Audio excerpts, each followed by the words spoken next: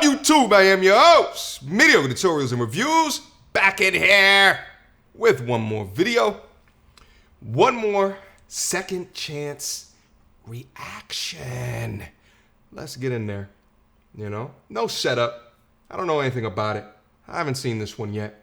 Without further ado. When I first met William, he was making his way into the music industry, and I fell in love with his ambition. She was dope. I liked the style, I liked the energy. After 6 years, I thought his friends became my friends. 6 years? Delana didn't understand how the music industry worked. You can't go in there to make friends. William became controlling. He didn't want me to be around a lot of people. She interacts with guys in my circle that have ill will for me, and it affects my career. I just need her to be respectful of my boundaries. But I love her, and I want her back. 6 years is a while. Oh, she has no idea. I'm here today to tell you that you don't run my life. You can't tell me who I can hang out with. When you step over into my lane or my entertainment field and you create drama, I gotta deal with the consequences. I thought that when we got together as a couple, your people would become my people as well. I didn't see a purpose for you to be around that rap scene. Do you think Kim Kardashian is out hanging around with Kanye's friends? I can't with you. Welcome to show business. Okay. Just real quick, what's interesting, by the way, this is probably the most normalist second chance reaction thus far. They both don't look crazy. What it seems is that what's interesting is, number one, 6 years together. And what she said in the beginning is, I fell in love with him or something like that because of his ambition. So 6 years into it. And she also said that she thought his friends were going to become her friends. But he's saying that this is work. This is an industry. These are not my friends. So what it seems as though is that she's getting friendly with these people who he might be in competition with. That's what it sounds like. So this, again, it seems always go back to these communication issues. Because maybe he didn't let her know that. So then she didn't understand that. Or maybe she did understand that and didn't care. I don't know. But let's move on and see if we can figure it out. Yeah, you have to still conduct yourself in a manner that doesn't damage my career. What did I do? Well, that was so terrible. Everybody's talking about your sexual escapades. Sexual escapades, okay. Yeah, there can't be this many people smiling in my face, and they did some underhanded crap behind my back. There's always people that are doing underhanded stuff. Right, so you're gonna go hang out with guys.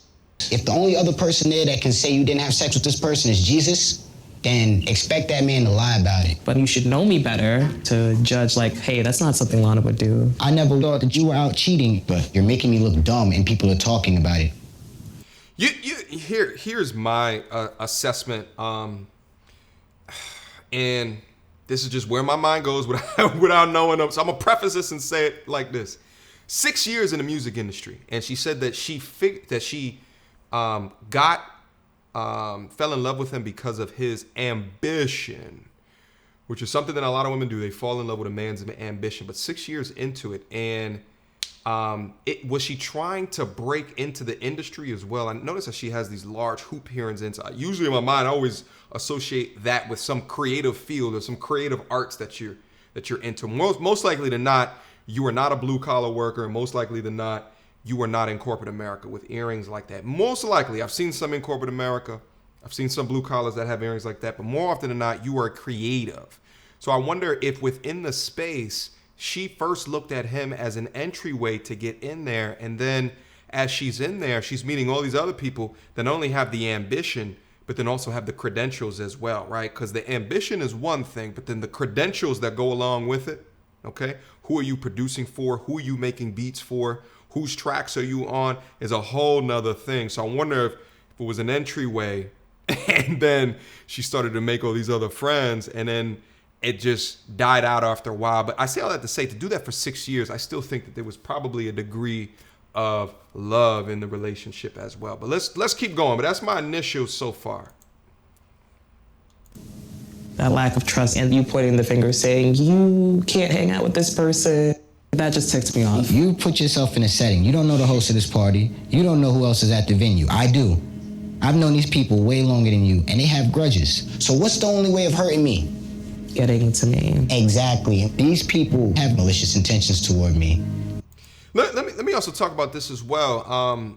for him to not communicate this malicious intentions and for her to not to pick up on that there's people out there with malicious intentions, it means to me, unless she's completely acting like she doesn't know what's going on, it seems like to me he's also a very insecure dude. Because I'm thinking about situations where, right, like if I'm going into a situation with work associates or if I'm going into a situation with my friends, if there's ever an inkling in my mind that I feel uncomfortable with leaving her in or around the space, or if I'm ever in the mind to allow someone to interject sexual escapades because of her time in and around the space, and if it's not true, it leads me to believe that he has a great deal of insecurity within himself as well. But I get the idea of not mixing business with pleasure. Like, this is business. This is not the time to sit over here and hang out with all of the people that I'm working with and for. So I get that as well. All you have to do is pick up the phone and call me. If there's an argument between us, you'll take it upon yourself to turn your phone off or go ghost on me. And me not being able to talk to you, I worry about you. She's a ghoster.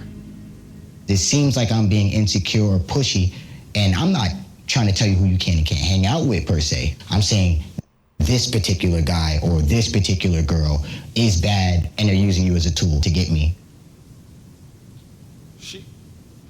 Well, I wish you would have explained this how you're explaining it now when we were in a relationship, because it's a lot clearer, but you can't control what happens to me. She don't want to. I just worry about your safety. Oh. And I'm so. But it's not. He's not worrying about his safety. He's worrying about the perception of sexual escapades or whatever it is that he said earlier.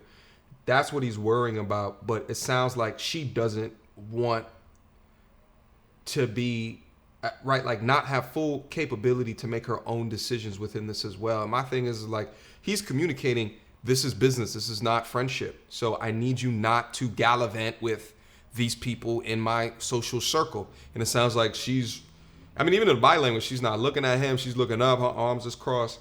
Right? So it just sounds like she's just not here for it. Sorry. I trust you and I love you. We had terrible communication, but I wanted to work. I wanted things to work. It's really hard for me to look at life without you. I just want to know if there's... Her body language is very telling. Look at her facial expression. She's looking at him like he's a very weak dude. That's the body language. That's the facial expression. Let me go back for a quick second. I don't know if you guys are capturing it the way that I am. See, look, right there. Not looking at him, looking at the ground. Just dead eyes, deadpan. Are you serious? Is this are you apologizing to me because you couldn't say what you felt at the time? That's what she's saying to me. But let's move on. It's really hard for me to look at life without you.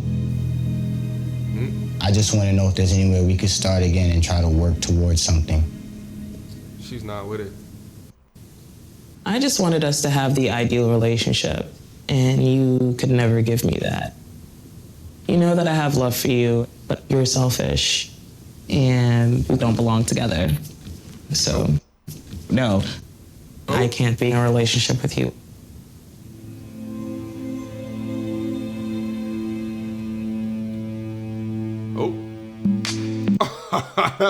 That's the first time she picked her head up the entire interview. No.